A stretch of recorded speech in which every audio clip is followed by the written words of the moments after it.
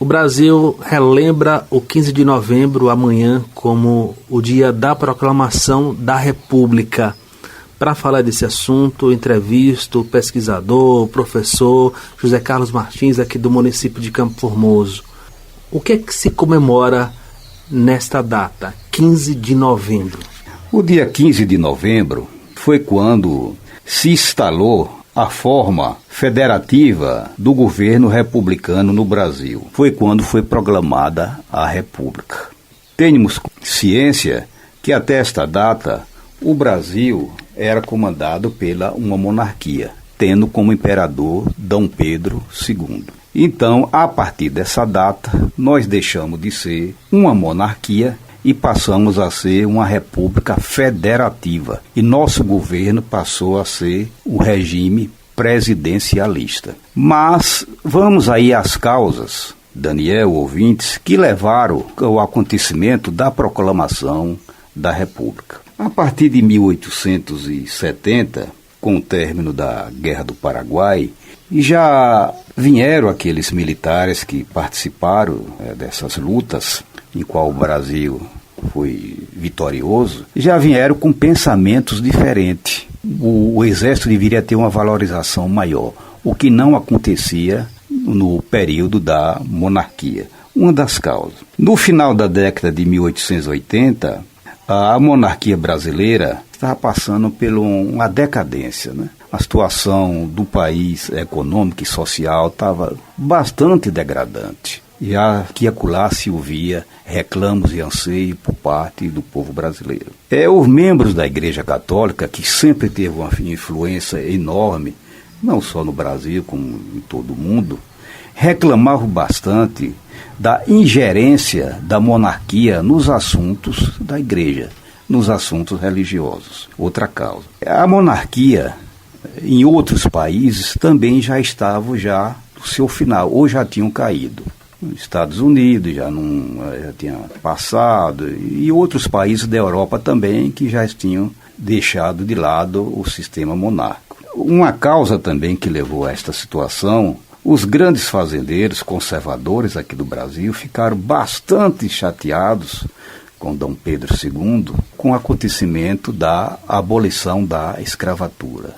Eles tinham bastante escravos, esses ricos fazendeiros, e não foram indenizados. Simplesmente os escravos, a palavra até ruim, com a gente dizer, que eles tinham comprado, eles perderam esse investimento, porque a monarquia não os compensou. E outra situação também que vinha desgostando a sociedade como um todo era o voto censitário. Esse voto censitário, que só tinha direito a voto aqui no Brasil aquelas pessoas que tinham independência financeira. Isso é um absurdo, né? Vamos levar também em consideração dois culpados aqui que trouxeram uma insatisfação das Forças Armadas da época para que esse desfecho viesse ao seu evento.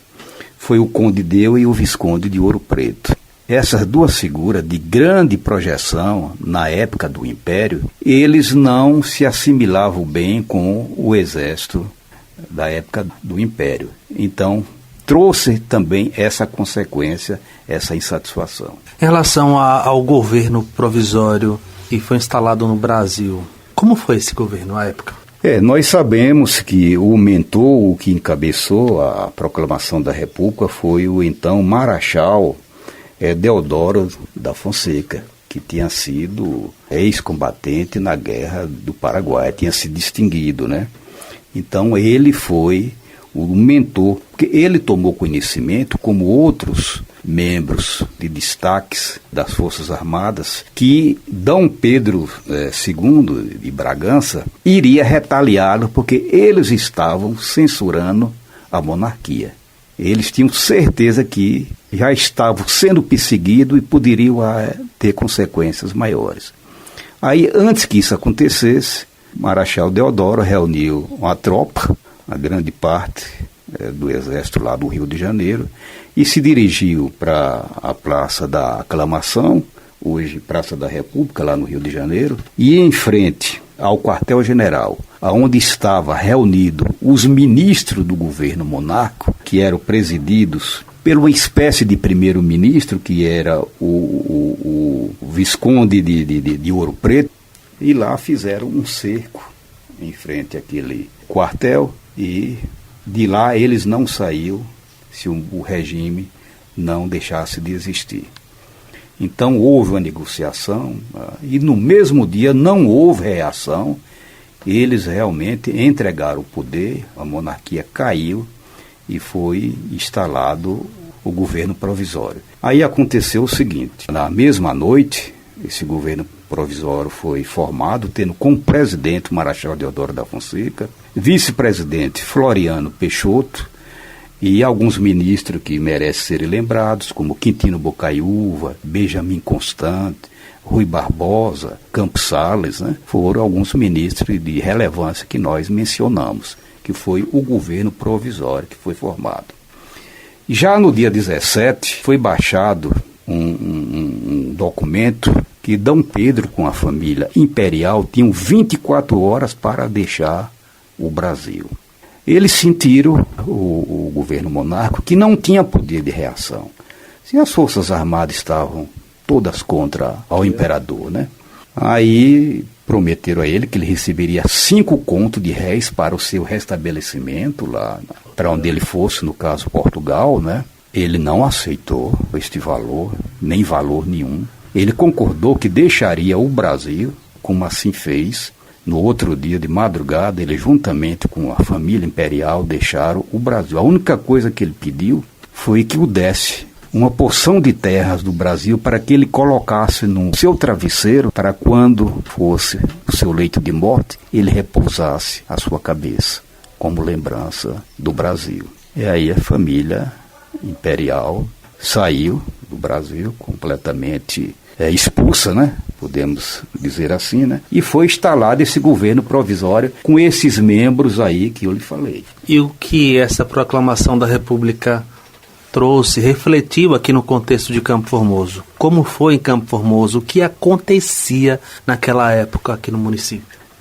Interessante pergunta, e vamos aqui fazer uma menção interessante, né? Que no interior da Bahia, a primeira cidade a aceitar, a concordar com os destinos da República foi a Vila Nova da Rainha, que hoje é a cidade de Senhor do Bonfim. Foi a primeira cidade no interior da Bahia a considerar, a aceitar o novo governo. Para você ter uma ideia, 20 dias após a proclamação da República, nada mais, nada menos, veio para Senhor do Bonfim o primeiro governador republicano da Bahia, que tinha, evidentemente, sido nomeado. Não foi votado, foi nomeado, que era Dr. Manuel Vitorino Pereira. Veio para Senhor do Bonfim com uma grande comitiva, como uma forma de agradecimento pela atitude, pelo comportamento democrático republicano dos moradores. Quando eu falo Vila Nova da Rainha, evidentemente que nós entramos nessa abrangência também. Na época, Campo Formoso já tinha, evidentemente, se emancipado, que isso aconteceu em 1880, né? Então, quando aconteceu a proclamação da República, nós já tínhamos a nossa independência de Senhor do Bonfim.